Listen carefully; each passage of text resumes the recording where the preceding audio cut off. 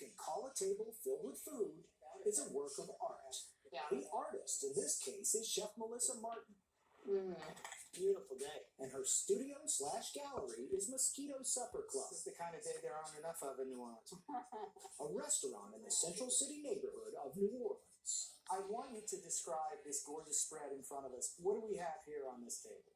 On the kitchen table, you always have something pickled, and it's mostly peppers. We have a whole roasted fish there. We have my grandmother, Belma Marie's oyster soup. It's a fisherman's soup. All of the liquid is oyster water. It's made with tomatoes, onions, garlic, salt, pepper, and oysters, and then shell. Our sweet potato biscuits, which we pretty much always have on the menu. Boiled seafood, raw oysters, boiled #1 crabs from Louisiana, blackberry dumplings here, which is a treat that I grew up eating that I also brought to the restaurant.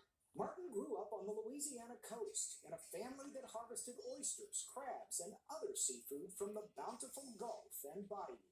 You were getting exposed to this beautiful indigenous Cajun cuisine Oh, the yeah. whole time at home. Yeah, when you're growing up in a tradition, you don't know how important it is until you step away from it and look back and go, oh, wow. After honing her skills in restaurants as far away as Napa, Martin ended up closer to home in New Orleans and created her dream restaurant with a twist. How did you decide on this supper club, scheduled seating, scheduled menus? I always like to say that I threw the restaurant industry against the wall and I let the pieces fall on the ground and I only picked up the pieces that I wanted in my restaurant. One of those pieces was bringing people together for a communal meal. I wanted one seating because I didn't want anyone to ever feel rushed. I wanted strangers to sit together at a table and leave as friends. I think one of my favorite nights was there was a limo of people from Bayou Lafourche, and they all showed up, and there were 2 people from New York sitting at their table, and at the end of the night, they got in the limo too, you know? And so that's the pinnacle of what you're trying to do. People meet each other and share food together and have an experience. An experience for both chef and customer that is deeply personal.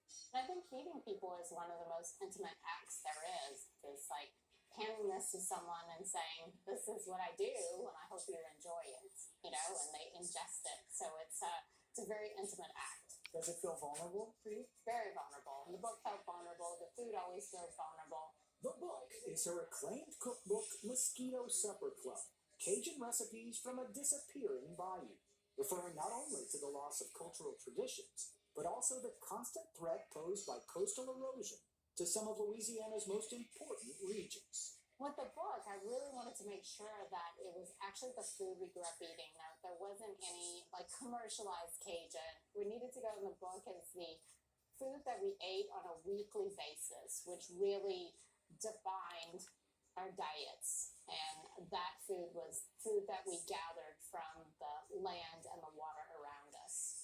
Martin's book is filled with stories and recipes from one of her biggest influences. The book is dedicated to your mother, Maxine. Absolutely. You said made a full-time job out of feeding 6 kids. Yes. She cooked every day tirelessly, breakfast, lunch, dinner. She was always a chef. She was always curating. She was always creating. And I grew up around that every single day. Even through the challenges of COVID-19, those traditions have kept Mosquito Supper Club alive.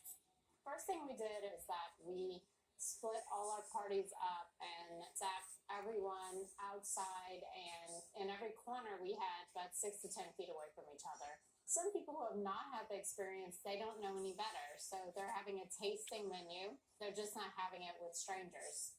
And as she ponders a post-pandemic world, it's clear that to Melissa Martin, preserving heritage doesn't mean being closed off to change.